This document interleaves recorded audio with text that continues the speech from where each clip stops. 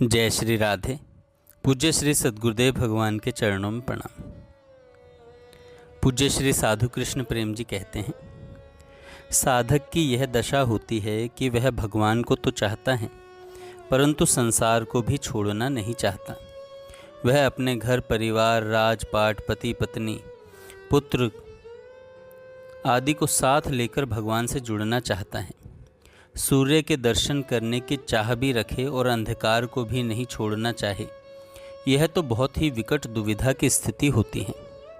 ऐसे साधक का संसार भगवान जोर जबरदस्ती करके नष्ट कर देते हैं। अपने संसार का समूल नाश होते देख साधक बिलखता है, रोता है। उस समय अंतर्यामी भगवान उसे शिक्षा देते हैं, अरे मूर्ख, तुम इस पर्दे के मोह में क्यों पड़े हो? यह पर्दा ही तो जीव और मेरे मध्य का बहुत बड़ा व्यवधान है। वह हट गया, बहुत बड़ा कल्याण हुआ। अब तुम मेरे पास आओ, तुम्हारी चिर संचित आकांक्षाओं को मैं पूरी करूँगा।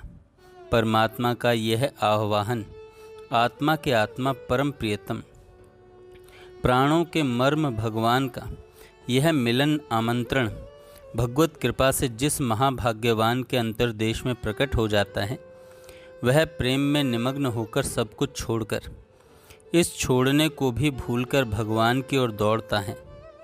फिर न उसे अपने घर द्वार, राजपाट, धन संपत्ति की चिंता होती है, न पत्नी, पुत्र, सगे संबंधी एवं भाई बहन की। वह न अपने को देखता है न जगत को। विशुद्ध एवं अनन्य भगवत प्रेम में ऐसा ही होता है।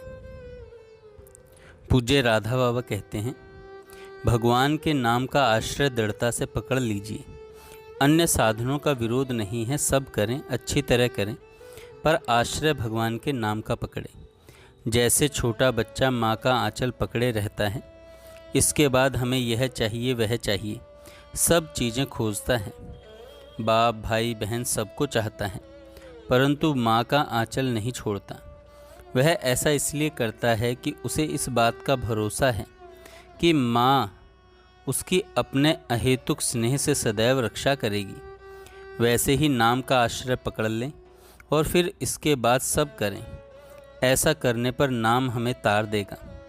सभी साधन अच्छे हैं, सदाचार अच्छा है, पर अंतिम समय तक सदाचार सिद्ध नहीं हुआ तो सब चाहते हैं मन वश में हो, बहुत ठीक, परंतु अंत तक मन वश में नहीं हुआ तो दैवी संपदा के गुण होने आवश्यक हैं, बहुत ठीक, पर यदि मरते समय तक वे नहीं आ सके तो ध्यान होना उत्तम बात है, पर यदि अंत तक नहीं हुआ तो ऐसे ही सब साधनों की बात है। परंतु यदि नाम का आश्रय पकड़े रहेंगे तो यह नाम हमें तार देगा। और सब साधनों में भाव की ज़रूरत है।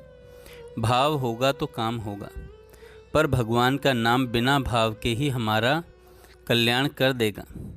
हम लोग कलयुगी प्राणी हैं, हमारी बच्चे की सी हालत है, दिन रात गंदगी में लिपटे हुए हैं। यदि बच्चा अपना मैला धोता रहे तो वह धोते धोते मर जाएगा, उसका मैला तो माँ ही धोएगी। इसी तरह नाम हमारा निस्तार करेगा। और सब साधनों में तो हमें उठना है, पर नाम तो स्वयं हमें अपनी शक्ति से उठाने वाला है। यह कितना अंतर है। दूसरे साधनों में तो हमें शक्ति लगानी पड़ेगी, पर नाम स्वयं अपनी शक्ति से हमारा कल्याण कर देगा। मन से न हो, भाव से न हो, कोई बात नहीं, केवल जीभ से भगवान का नाम लें। सकाम निष्काम कैसे भी करें, आदत डाल लें।